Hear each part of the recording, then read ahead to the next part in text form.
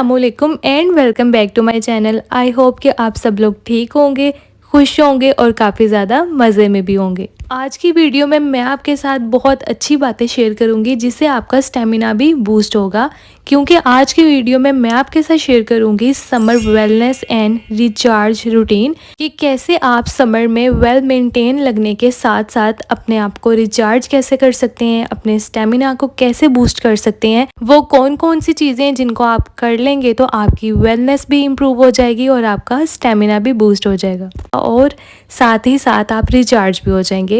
सभी कुछ आज की वीडियो में आपके साथ शेयर करूंगी, तो वीडियो का कोई भी पार्ट स्किप मत कीजिएगा। वीडियो का आपने एंड तक लाजमी देखना है। अगर आप मेरे चैनल पे न्यू हैं तो जल्दी से जाके चैनल को सब्सक्राइब कर दें, साथ में बेल आइकन को प्रेस करना मत भूलिएगा। इसी के साथ मेरे चैनल को ज़्यादा से ज़्यादा सपोर्ट करने चलते हैं वीडियो की तरफ। So let's get start. Tip number 1, जैसे कि आप जानते हैं जब कोई सीज़न स्टार्ट होता है, समर हो या विंटर हो, तो हम हमेशा शॉपिंग पे जाते हैं सबसे पहले, ताकि हम अपने आउटफिट कपड़े उसी हिसाब से सीज़न के अकॉर्डिंग ले सकें।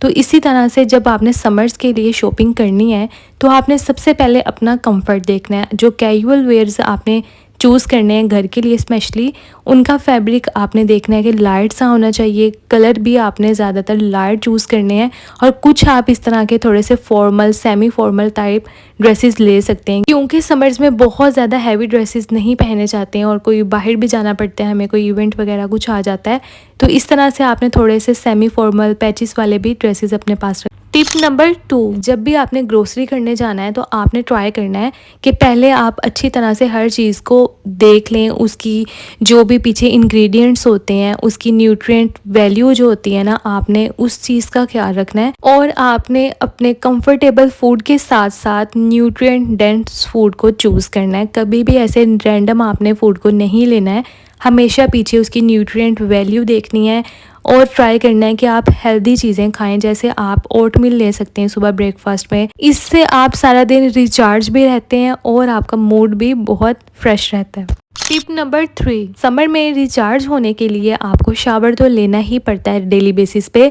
और कौन कौन सी चीज़ें आपने यूज़ करनी है डेली बेसिस पे, तो आपने कोई अच्छी सी शावर जेल यूज़ करनी है या फिर आप बॉडी वॉश यूज़ कर लें। तो ये बॉडी वॉश मैं न्यू लेके आई हूँ।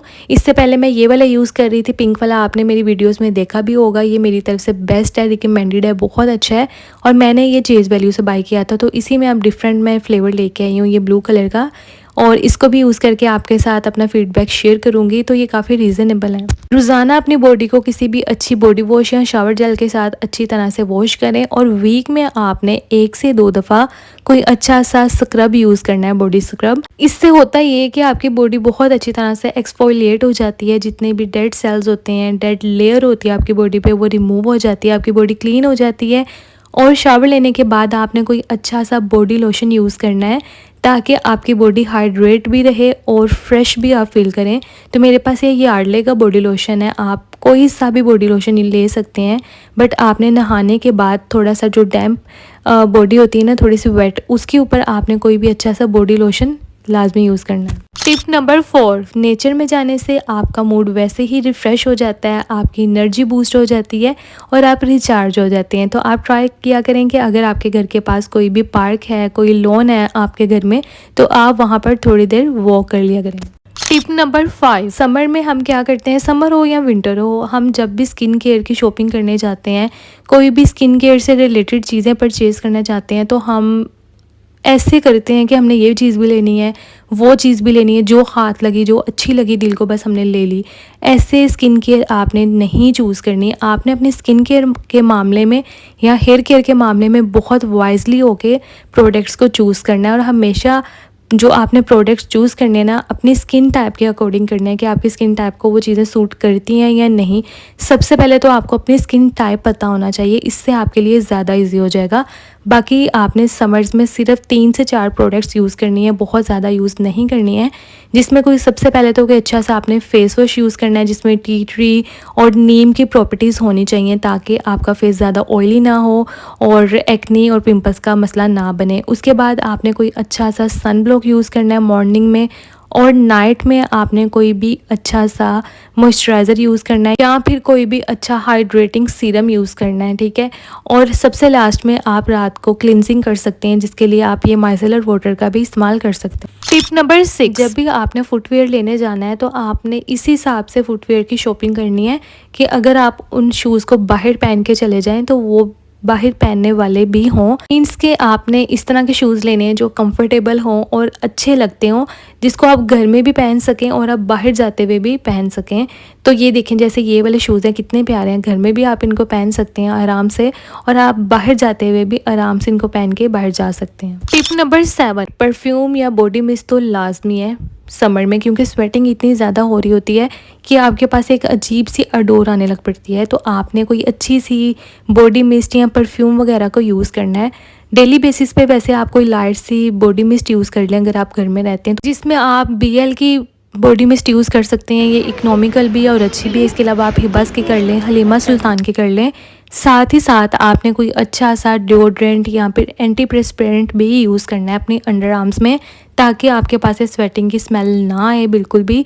उसके लिए आप कोई भी अच्छा सा यूज़ कर सकते हैं। निविया का ले लें, डव का ले लें, या फिर आप रोल ऑन की फॉर्म में ले लें, और या फिर आप इस तरह की जो ड्राई स्टिक होती है, स्टिक फॉर्म में होते हैं, आप इनका भी यूज़ कर सकते हैं। ये आपको 24 आवर तक लास्ट करते हैं ऑलमोस्ट, और आपके पास से ज़रा भी अजीब सी अडोर नहीं आती है। टिप नंबर 8, समर में आपने इस तरह की रिफ़्रेशिंग ड्रिंक्स भी लेनी है, जिससे आपका स्टेमिना भी बूस्ट होगा और आप एकदम से रिचार्ज हो जाएंगे। जिसमें आप मिंट मार्गरीटा ले सकते हैं, क्योंकि एक तो ये हेल्दी है, इसमें मिंट का इस्तेमाल होता है, जिसकी वजह से ये और भी हेल्दी हो जाती है। और साथ ही साथ आप फ्रेश वेजिटेबल्स का और फ्रेश फ्रूट्स का ज़्यादा से ज़्यादा इंटेक करें।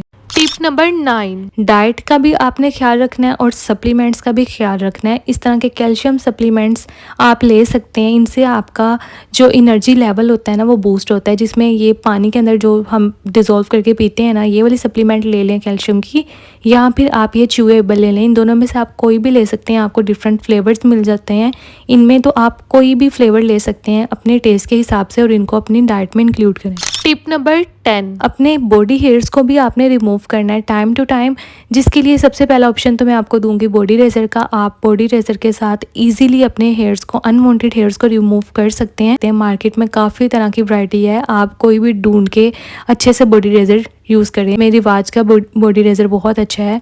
इसके अलावा अगर आप वैक्स करना चाहते हैं तो आप वैक्सिंग की तरफ जा सकते हैं, जिसमें आप कोई भी अच्छी सी वैक्स ले लें। रिका वैक्स सबसे ज़्यादा बेस्ट है, इसके साथ ज़रा भी इरिटेशन नहीं होती है। थोड़ी सी एक्सपेंसिव होती है बट होती बहुत अच्छी है, तो आप रिका वैक्स यूज़ कर लें या फिर कोई और अच्छी बॉडी वैक्स यूज़ कर लें। अगर आप स्ट्रिप्स वाली करती हैं, जैसे वीट की स्ट्रिप्स वाली होती हैं, आप वो भी यूज़ कर सकती हैं। या फिर जो इस तरह की होती हैं ना बीन्स की फॉर्म में, अगर आपके पास वो हीटर है जिसमें हम लोग बीन्स की वैक्स को वो आराम से मेल्ट कर लेते हैं, तो आप इसका भी इस्तेमाल कर सकते हैं। तो सबसे जो बेस्ट ऑप्शन होता है ना वैसे अपने हेयर्स को रिमूव करने के लिए, अनवांटेड हेयर्स को रिमूव करने के लिए, वो वैक्सिंग का होता है। क्योंकि इसके साथ होता ये है कि जितने भी अनवांटेड हेयर्स होते हैं ना वो रूट्स के अंदर से निकल जाते हैं और आपकी स्किन बहुत अच्छी हो जाती है, स्मूथ हो जाती है।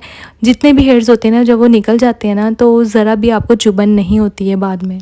टिप नंबर 11, अंडरगारमेंट्स का भी आपने ख्याल रखना है। किस तरह के अंडरगारमेंट्स आपने समर्स में स्पेशली पहनने हैं। सबसे पहले तो आपने लाइट से लाइट अंडरगारमेंट्स का इंतखाब करना है, जिसमें जो ब्रा होती है ना डबल पैडेड, आपने ब्रा को नहीं वेयर करना। उसकी बजाय आपने इस तरह की ब्रा वेयर करनी है, स्पोर्ट्स ब्रा वेयर कर लें। देखिए इसका फैब्रिक कितना ज़्यादा सॉफ्ट है, कंफर्टेबल है। और अगर आप टीनेजर हैं तो आपने कैमिसोल को वेयर करना है और उसका फैब्रिक भी आपने देखना है कि अच्छा होना चाहिए, ब्रीथेबल होना चाहिए, जिसमें आपको ज़्यादा स्वेटिंग ना हो और इरिटेशन ना हो गर्मियों में ज़्यादा। तो इस तरह से लाइट सा आपने फैब्रिक चूज़ करना है अपने अंडरगारमेंट्स के मामले में।